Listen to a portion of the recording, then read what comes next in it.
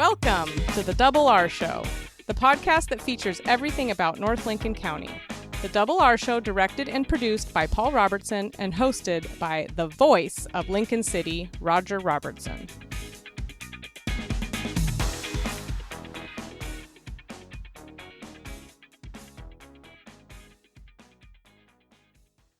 Our first guest, as we join you again on this podcast, is Casey Miller. Casey has been with the Lincoln County departments for a long time, but now is a county commissioner. It's true, yes. About 7 months into the job so far. So you like it? I do. Honestly, in the beginning, it's taken a while to kind of get to maybe cruising speed or cruise control, if you will, but I am starting to enjoy it. But you didn't come in not knowing where the bathroom key was because you've done a lot with the county. Yeah, 14 years as the public information officer, working right inside the commissioner's office. So yes, I did know what I was getting into, perhaps more than most, but it's an interesting adventure into public service and still a lot to learn and a lot that I didn't realize. And it's been fun, exciting, but also challenging and sometimes intimidating, frankly. Once you have the budget in line, you're pretty well set the course for the year? Well, I think that's true. We really do have to look ahead at how we budget by law. You know, budget adjustments can be made, but true, you really do need to have more foresight, arguably, than other businesses to know where you're going in county budgeting. Big budget. How much money are we talking about, Casey? We're talking a little over $150 million. That's a lot of money. It is a lot of money. Most of that money comes from property taxes? It does indeed. And, a big infusion of we're seeing things like ARPA funds that have pushed those numbers up, Infrastructure Investment Justice Act, for example. So when we do see a budget like this, I don't think we're going to, I would presume, maintain that because of that federal infusion at this time. That may go away. So, something to be mindful of when you do look at those big numbers, that could come down depending on the federal landscape, for example. County Fair is over and said and done for another year, but you did a dedication on a new building. Yeah, 4-H building, really a renovation, but I think they just took it literally down to the studs. So I think you could say it's pretty close to being new, but not completely from the ground up. When you think of Lincoln County, agriculture doesn't seem to be the fitting piece, but it still is. Yeah, there is definitely a component of ag, and there's a nexus with the fair traditionally with 4-H, for example. But one of the questions I did have for our extension office was, what about things like the robotics and other disciplines that reflect the community? So what I hope to see in the future is, more diversification of the different types of disciplines and activities that are in the county. Lincoln County Commissioner Casey Miller is our guest on this podcast. And as we look at the budgets that we're talking about, I would have to think the lion's share of that money, Sheriff's Department? Well, yeah, Sheriff is definitely big, and Health and Human Services. Okay, sure. Big chunk of it. Yeah, absolutely. Those are, your biggest players, if you will, when you look at that budget breakdown. The facility, the building itself, it's been standing in Newport for a lot of years. What kind of shape is it in? I think that is something when we are looking at capital improvements that's really risen to the top of our awareness. I can't tell you how many years. I want to say 1948. I'm not sure if that's right. But really, not a seismically modern building. And when we think Cascadia, it makes me nervous when you go to work. Yes. Yeah, I would have to think so. Yeah. And I would think that the rest of the commissioners probably are of a same mindset. Well, I think so. I mean, we've just seen some recent discussions around that recently at a Board of Commissioners meeting that we need to put this with more immediacy in the radar. Talking about Board of Commissioners, there's 3 that sit on Katie's there, Claire Hall is there. Yeah. Tell me about the way the organizational structure goes. What happens in a regular meeting? Well, they say if you've seen one county, you've seen one county. I think that's a good point to be made when you look at that governance model. So now there's been recent changes because we have an administrator now.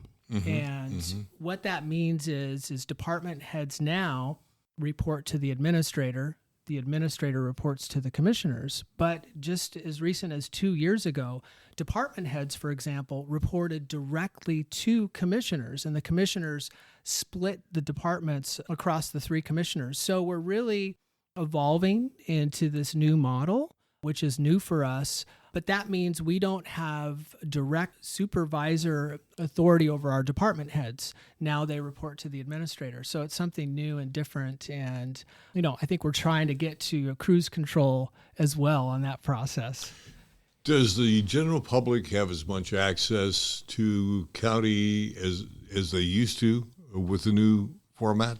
Yeah, I think so. Okay. I don't think it's changed anything fundamentally in terms of how the community engages with the county.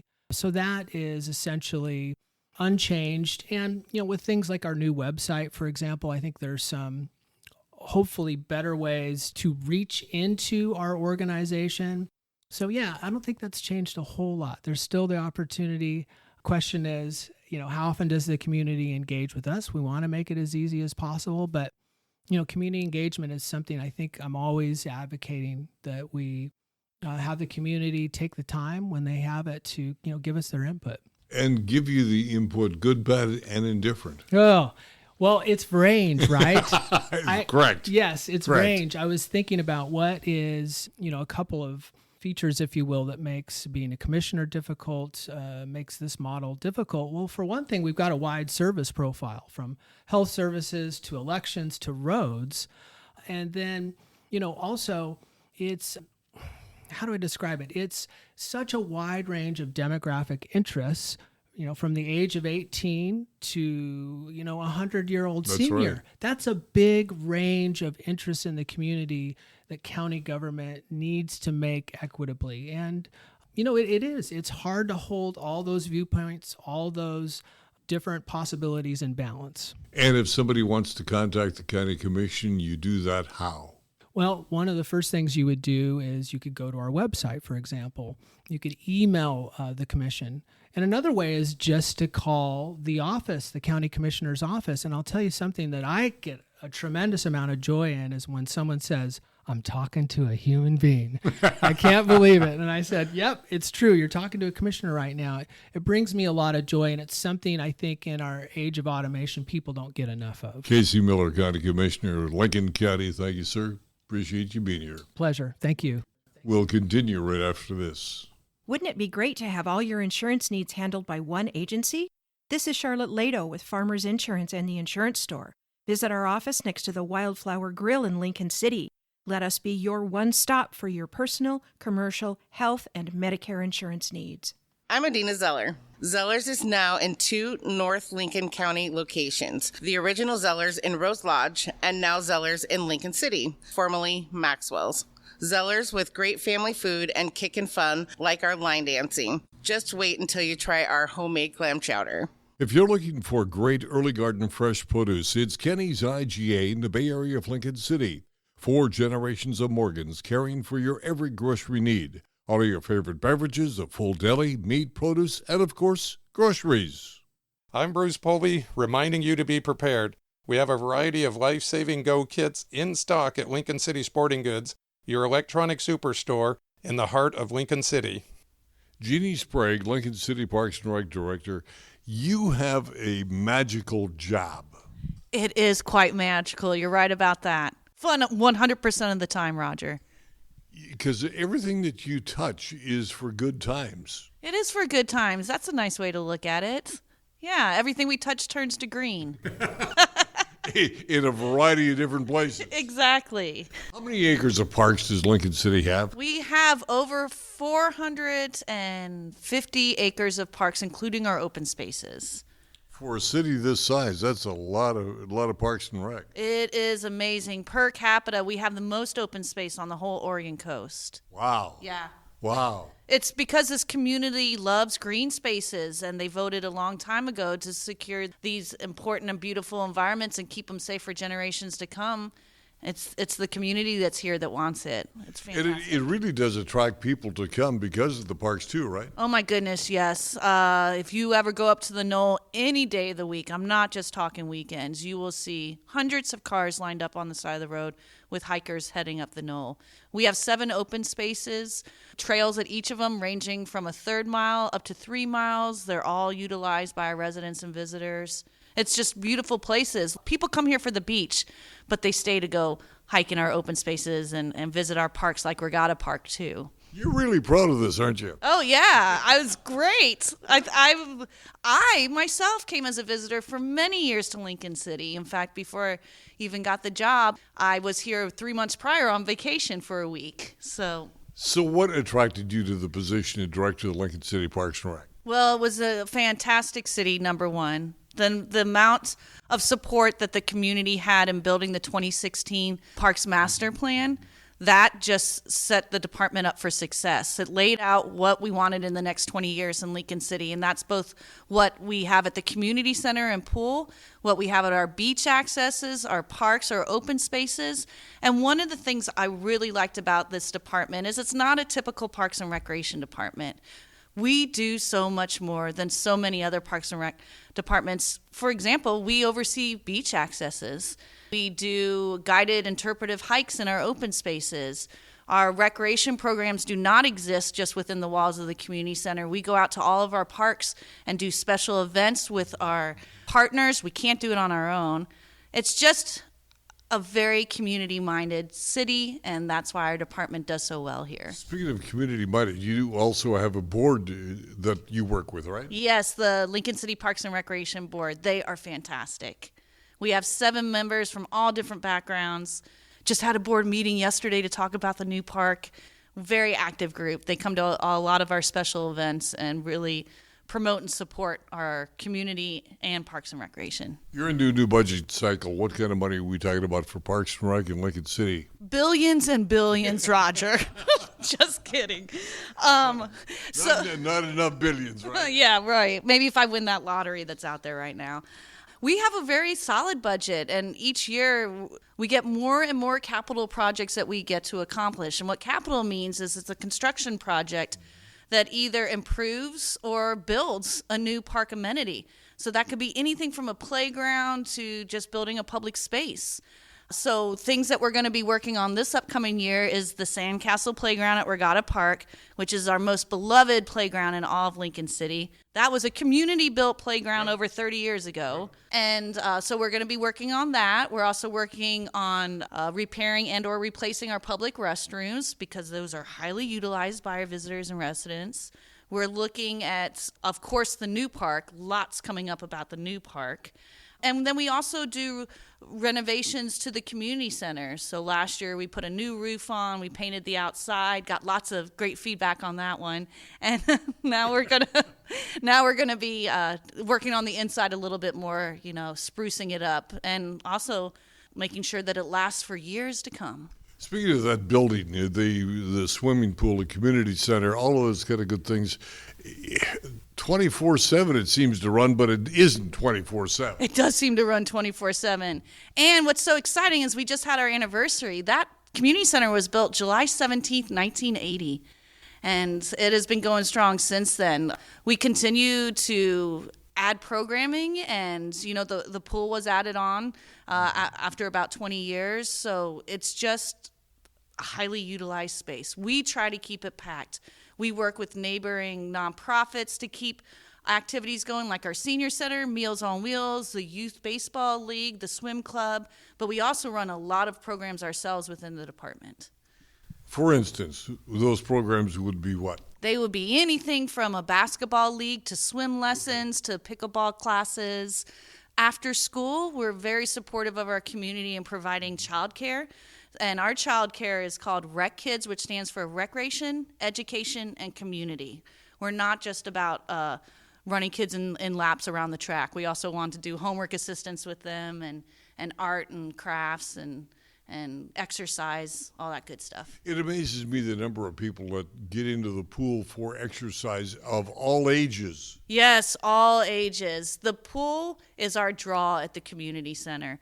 A fun fact is whenever local hotels, their pools go down, they immediately contact us and send all their hotel patrons over to us, and we love it. But yeah, we've got a hot tub, then we have a heated small pool area, and then a large lap swim with slides, rope swings. It's just a real hit with the public. I think what really points out to how important that swimming pool is with the high school, the number of students that have gone on to do other great things because they started with that swim program. I totally agree, Roger. We have such a good relationship with the Lincoln County School District and are happy that we are able to provide the public pool for their Taft High School swim team. And then even when their season ends, we have a year-round swim club. And both of those two programs actually help us get lifeguards. It's how we staff the pool. So thank goodness for that. I have climbed that wall. The rock climbing wall? Yes, Roger. I'm glad to hear that. Me too. I think you're probably shocked to hear that. Never shocked with you, Roger. Never. A lot of people have used the workout room. Yes, definitely the workout room. We have a cardio room and then a weight room and the rock wall, which you're talking about, and then a gymnasium right outside of it. And what I really love about many of our patrons that come in the center is they'll go do some cardio, go shoot some hoops, lift some weights, and then hit the pool. Like, I'm always amazed, and it's that they get so much in to their drop-in at the community center.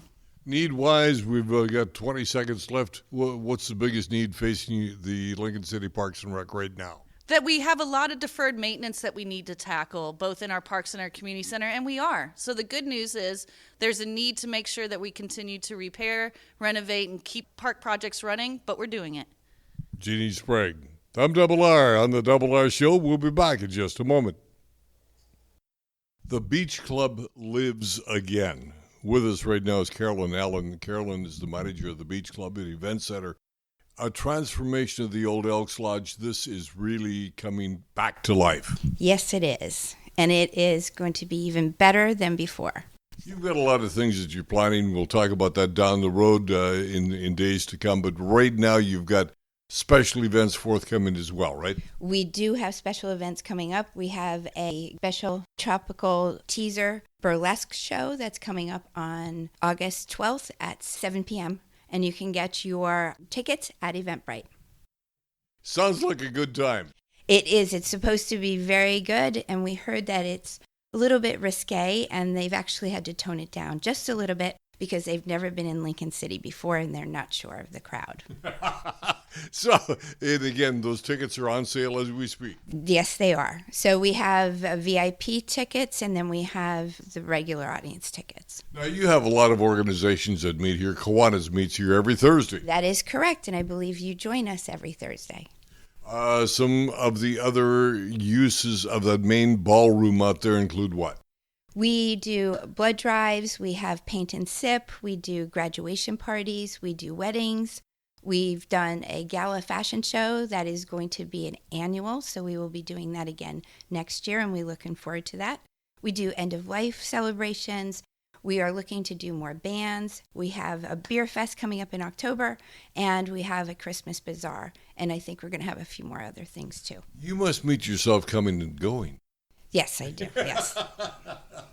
And, of course, the dining room is open. Yes, and we're revamping the dining room to make it a little bit more family-friendly. We really would like you to bring the kids in. And when the event center is not being used, we are setting up cornhole, and we have got some hula hoops for the kids, and we might add a few more things too. That does make a family affair. It does. And we also have redone our back outside event space where people can go out there and sit and have a drink with the fire pits. Speaking of coming and having a drink, you do offer some on-tap beers as well. We do, and we have some great ones, and then we're also doing cocktail and mocktails. A lot of our cocktails now can be made into mocktails, and it's served in the same glass, and it looks really pretty, and everybody seems to be enjoying that. It is the Event Center. It is the Beach Club and Sports Bar Event Center here in Lincoln City. formerly the Elks Lodge. Come see Carolyn and company at the Beach Club in Lincoln City. We have two ladies from the Lincoln City Department Heads here with us. Anne Marie Skinner, who is the planning director for the city of Lincoln City, and Allison Robertson, who is the urban renewal director. And I have to throw in my daughter-in-law, right? I suppose you should throw that in somewhere. Yeah, gotta be in there someplace. What we want to talk about is housing. Housing right now is in a boom in Lincoln City, Anne Marie? Well, yeah, I would say so. Yeah, we have a lot of housing projects going on. Yay! Any idea of the volume of dollars that we have being invested right now? Oh, in the millions. So yeah. I wish I had known you were going to ask me that question ahead of time, because I added up the value for Jeremy Ruark. He asked me this same question and I emailed it to me. It was about a month ago, though. It was the value of the 107 unit affordable housing and the Wacoma Place 44 unit affordable housing. Seems like it was $250 million, something like that. Phenomenal for a community like this, all of a sudden see that happening. Yes, very much so. Very exciting. Is it eliminating the need for additional housing? No, not by any means.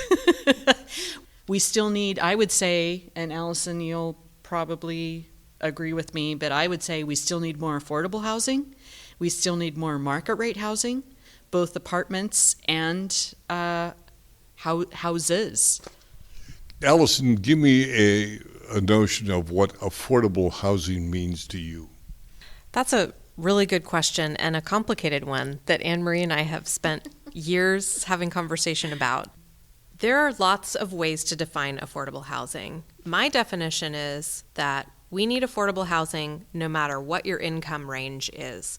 Whether you are retired and on fixed income and maybe work part-time, or if you are a doctor who shows up here for 6 months or longer, hopefully. We get all the medical professionals that we need in town who live here permanently, that there should be housing available for all people at all income ranges, whether they choose to rent or to own. And that doesn't mean that it has to be an apartment or a condo, and it doesn't mean it has to be a single family home, but having the right variety of the type of housing and the right variety in whether it's income qualified rental or home ownership at an affordable mortgage level, those are really that's the utopia of the housing market in one community, so that people, if they want to live and work in the same community, that they have a housing option, which has been so tough across the country.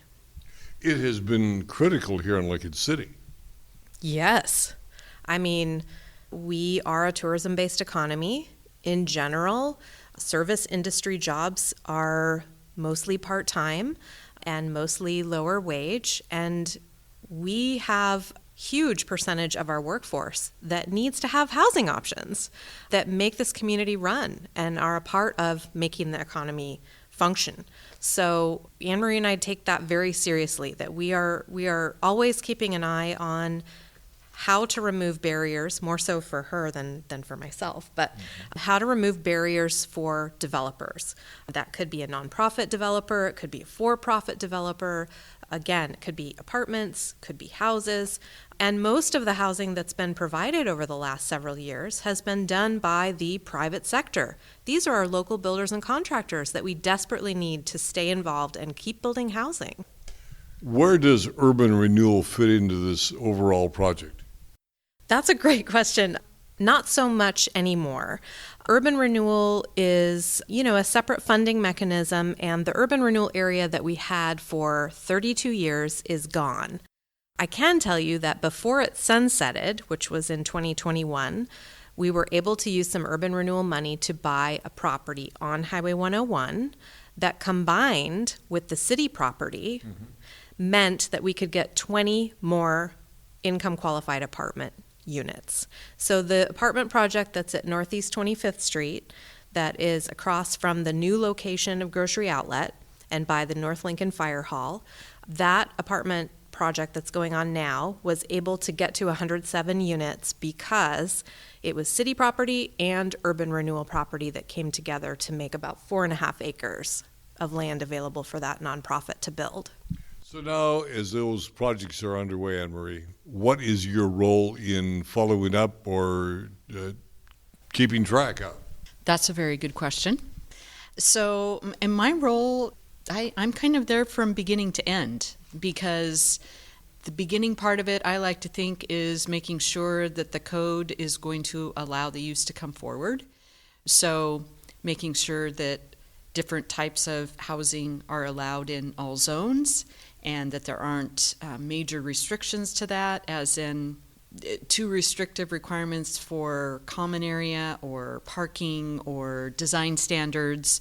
So from the beginning, I work to get our codes shaped up so that we can get this much needed housing in. And then I do the development review. When they submit their application for development review, I review that. Once that's reviewed and approved, then they submit their building permit application, and I review that. And I'm over the building division, so I make sure that Public Works, Fire, Building all work together to get that permit reviewed and issued in a timely fashion. And then I just kind of oversee things from there. They call in their inspections. We make sure that that process is following through smoothly. And then to the very end, once all the final inspections are done, then our building official will issue the certificate of occupancy. It's a lot of follow-up. Yes, lots of follow-up. And I'm having this issue. Can you help? Well, I can't help specifically, but I know the person who can help specifically. So I do a lot of that at this stage. Any further projects forthcoming, Allison, that you can divulge, or you probably got to keep that pretty close to the chest? Well, we're always working on things. I don't have anything right now that I can speak of, except that we are continuing to work on finding opportunities for housing. And Anne Marie left out that she brainstorms with me all the time. We continue to kind of keep an eye on how many units do we have each year? Are we staying on track with our housing needs assessment, with our goals? And then really, what isn't the market providing? Mm-hmm. And how are we going to problem solve to make sure that wherever that gap in housing is happening, that we're able to try to create an incentive or find land or find a developer or something to try to get more diversity in the housing stock.